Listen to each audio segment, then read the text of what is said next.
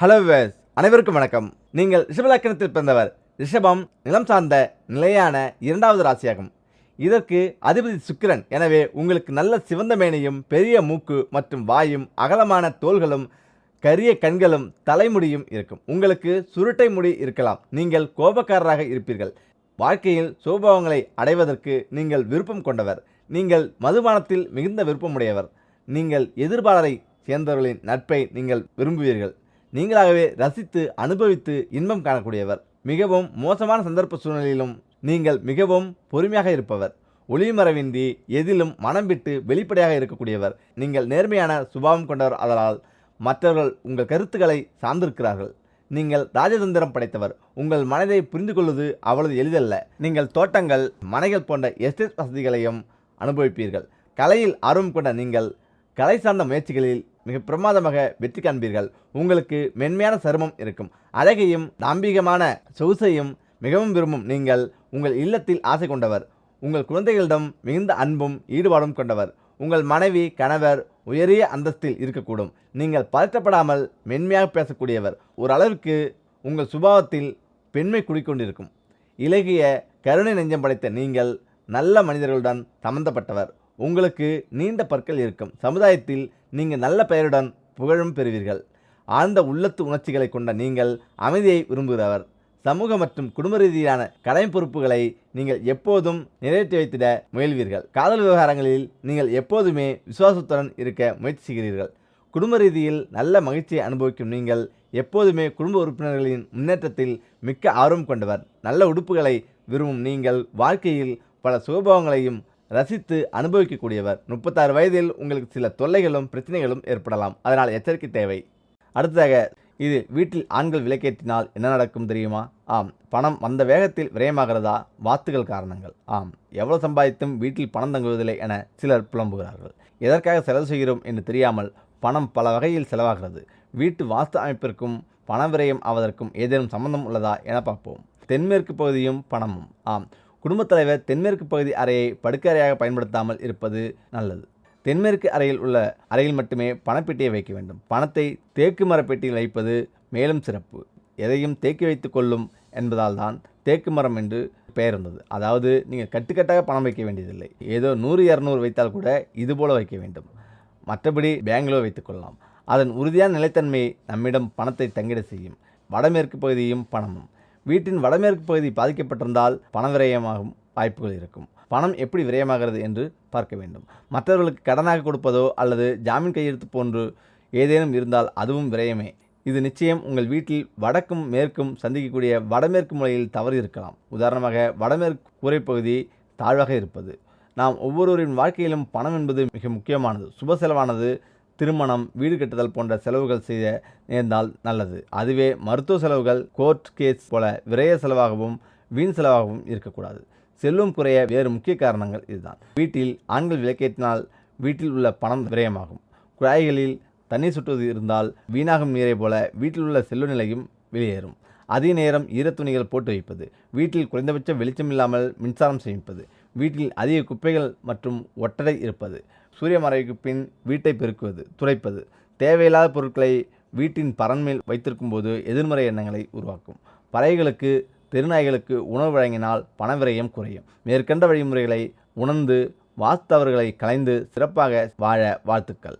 சூரியனை போல பிரகாசிக்க ஞாயிறு விரதம் கடைபிடித்து சூரிய பகவானை வழிபடுங்கள். ஆம், ஒரு குறிப்பிட்ட தெய்வத்தை வழிபடுவதற்கு பல விரத வழிபாட்டு முறைகள் இருக்கிறது. அந்த வகையில் உலகிற்கு ஒளியை தந்து அனைத்திற்கும் உயிராற்றலை தருகிறது சூரிய பகவான். அனைத்திற்கும் உயிராற்றலை தருகின்ற சூரிய பகவானின் அருளை பெற்று தரும் ஞாயிறு விரதம் அல்லது சூரிய விரதம் மேற்கொள்ளும் முறை பற்றியும் அதனால் கிடைக்கும் பலன்கள் பற்றியும் இங்கு தெரிந்து கொள்ளலாம். ஞாயிற்றுக்கிழமையில் விரதமிருந்து சூரிய பகவானை வழிபடுவதால் நம் முன் நிற்கும் எதிரியாக இருந்தாலும் சரி, சூரியனை போல நின்று அவர்களை காலி செய்து விடலாம். ஆம், சூரியன் தான் மிகப்பெரிய நட்சத்திரம். இந்த பிரபஞ்சத்துக்கே ஆற்றலை தரக்கூடியவர் இவர்தான். இவரை வழிபடுபவர்களுக்கு நிச்சயம் போதுமான ஆற்றலை தந்து வெற்றி பெற செய்வார் சூரிய பகவான். சூரிய விரத விதிமுறைகள். விரதம் இருப்பவர்கள் காலையில் சூரியோதயத்திற்கு முன் எழுந்து பிரம்ம முகூர்த்தத்தில் நீராட வேண்டும். பூஜை செய்யும் இடத்தை நன்கு சுத்தம் செய்து கொள்ள வேண்டும். அர்ச்சனைக்கு ஒரு தட்டை தயார் செய்து அதில் கொஞ்சம் அரிசி, குங்குமம், சிவப்பு நிற மலர்கள், ஏதேனும் ஒரு பழம் ஆகியவற்றை எடுத்து வைத்துக் கொள்ள வேண்டும். விளக்கை ஏற்றிக்கொண்டு அதை சூரியன் உதிக்கும் திசை நோக்கி வைத்து ஒரு சிறிய சொம்பில் வைத்திருக்கும் தண்ணீரை எடுத்து சூரிய பகவானை நோக்கி வழிபட்டு கொண்டே அந்த அர்ச்சனை தட்டின் மீது தீர்த்தனம் போல தெளிக்க வேண்டும். பூஜை முடிந்தவுடன் நீங்கள் சாப்பிட வேண்டியது ஏதேனும் இனிப்பு வகையாக இருக்க வேண்டும். குறிப்பாக வெல்லம் சேர்த்து செய்யப்பட்ட இனிப்பை சாப்பிடலாம். அதன் பின் மாலை வரை தண்ணீர், பால் தவிர வேறு எதுவும் சாப்பிடக்கூடாது. காலை முதல் மாலை வரை சாப்பிடாமல் விரதம் இருந்துவிட்டு மாலையில் சூரிய அஸ்தமானத்துக்கு முன்பு சாப்பிட்டு விட வேண்டும். ஒருவேளை சூரிய அஸ்தமானத்துக்கு முன்பாக சாப்பிடவில்லை என்றால் கட்டாயம் அன்றைய நாள் முழுக்க சாப்பிடக்கூடாது. அடுத்த நாள் காலை சூரிய உதயத்துக்கு பின்னர் தான் சாப்பிட வேண்டும். சூரிய விரதம் மேற்கொள்பவர்களுக்கு உடல் ஆரோக்கியம் மேம்பட்டு ஆயுள் நீடிக்கும். கொடிய நோய்கள் எதுவும் அண்டாது. முகத்தில் ஒரு வசீகரம் உண்டாகும். சமூகத்தில் பிறர் மதிக்கின்ற சூழ்நிலை ஏற்படும். பொருளாதார வளர்ச்சி உண்டாகும். துஷ்ட சக்திகள், செய்வின மந்திரிகம் போன்றவை சூரிய விரதம் இருப்பவர்களை அண்டாது. தன்னை எதிர்க்கும் எதிராளி அரசனாகவே இருந்தாலும் ஞாயிற்றுக்கிழமை விரதம் இருந்து சூரிய பகவானை வழிபட்டால் எதிரிகள் வீழ்ந்து போவார்கள். அத்தகைய மகத்துவம் வாய்ந்ததுதான் இந்த ஞாயிற்றுக்கிழமை சூரிய விரதம். மனிதனை சிந்திக்க வைப்பது மூளைதான். அந்த மூளைதான் இந்த ராசிக்காரர்களுக்கு மிகவும் முக்கியம். முதலில் மூளையை பற்றி தெரிந்து கொள்ளுங்கள். இக்கட்டான சூழ்நிலையிலும் மனிதனை சமயோசிதமாக சிந்திக்க வைக்கும் மூளையை பற்றி சில தகவலை இங்கு பார்ப்போம். மனிதனை மற்ற உயிர்களிடமிருந்து வேறுபடுத்துவது சிந்தனையே. அந்த சிந்தனையால் மனிதனை சிறப்பாக செயல்பட வைப்பது நமது மூளையே. இக்கட்டான சூழ்நிலையிலும் மனிதனை சமயோகிதமாக சிந்திக்க வைக்கும் மூளையை பற்றி சில தகவல் இதுதான். பொதுவாக மூளையின் அமைப்பு முன்மூளை, நடுமூளை, பின்மூளை என்ற 3 பகுதிகளாக பிரிக்கப்படுகிறது. உடலில் மூளைதான் அதிக அளவில் ஆற்றலை பயன்படுத்துகிறது. ஏனெனில் மூளை சுறுசுறுப்புடன் இயங்குவதற்கு அதிக அளவில் ஆற்றல் தேவைப்படுகிறது.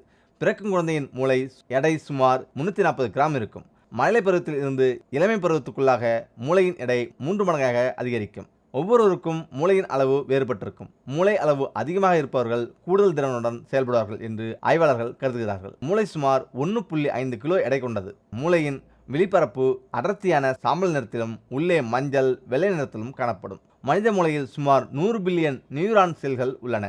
நரம்பு மண்டலத்தில் உள்ள நியூரான்கள் உடலில் உணரும் செய்தியை மூளைக்கு வேதி சமிஞ்சைகளாக கொண்டு செல்கின்றன. இதன் மூலம்தான் மூளை அடுத்தபடியான செயல்பாட்டினை உடலுக்கு கட்டளையிடுகிறது. நினைவில் வைத்திருக்க வேண்டிய தகவல் இதுதான். அன்றாட செயல்கள் போன்றவற்றை மூளையில் இருக்கும் செல்கள் சேமித்து வைத்துக் கொள்கின்றன. மூச்சு விடுதல், செரிமானம், இதய துடிப்பு, கொட்டாய் போன்ற இயல்பான செயல்களையும் சிந்தித்தல், புரிந்து கொள்ளுதல் போன்ற சிக்கலான உயர்நிலை செயல்களையும் மூளை கட்டுப்படுத்துகிறது. மற்ற உயிரினங்களை விடவும் இத்தகைய சிக்கலான உயர்நிலை இயக்கங்களை மனித மூளையே சிறப்பாக செய்கிறது. மனித மூளையில் திரவப் பொருட்கள் 80% அளவிற்கு இருப்பதால் மூளை மிகவும் மென்மையானதாக அமைந்துள்ளது. மேலும் பகல் நேரத்தை விட இரவு நேரங்களில்தான் மூளை அதிக சுறுசுறுப்பாகவும் கூடுதல் சிந்தனை திறன் உடையதாகவும் செயல்படுகிறது. உடலில் உள்ள மொத்த இரத்தத்தில் 20% மூளைக்கு மட்டும் பயன்படுத்தப்படுகிறது. மனிதன் சுவாசிக்கும் ஆக்சிஜனில் 20% மூளை தனது செயல்பாட்டிற்காக பயன்படுத்திக் கொள்கிறது. மூளையை சுற்றி தடிப்பாக மண்டை ஓடு எலும்புகள் உள்ளன. இவை ஆபத்து காலத்தில் மூளை சேதத்தில் இருந்து பாதுகாக்கிறது. மேலும் தலைப்பகுதியில் ஏற்படும் அதிர்வுகளை முதுகுத்தண்டு நீர்மம் என்னும் நீர்மப் பொருள் ஈர்த்துக் கொள்கிறது. இதனால் மனித மூளை பாதுகாப்பாக செயல்படுகிறது. முக்கியமாக கவனிக்க வேண்டியது, மூளை மிகவும் மென்மையானதாக அமைந்துள்ளது. மேலும் பகல் நேரத்தை விட இரவு நேரங்களில்தான் மூளை அதிக சுறுசுறுப்பாகவும் கூடுதல் சிந்தனை திறன் உடையதாகவும் செயல்படுகிறது. நமது உடலில் அனைத்து உறுப்புகளையும் இயக்குவது ஜோதிடமே, அதுவும் கிரகங்கள். நாம் என்ன நினைக்கிறோமோ அந்த கிரகங்கள் அதனுடைய சாதக நிலையை நமக்கு செயல்படுத்தும். அதனால் எப்பொழுதுமே நல்லதே நினைத்து இறைவனை வழிபட்டு நல்லதே செயல்பட்டால் எல்லாமே நன்றாக நடக்கும்.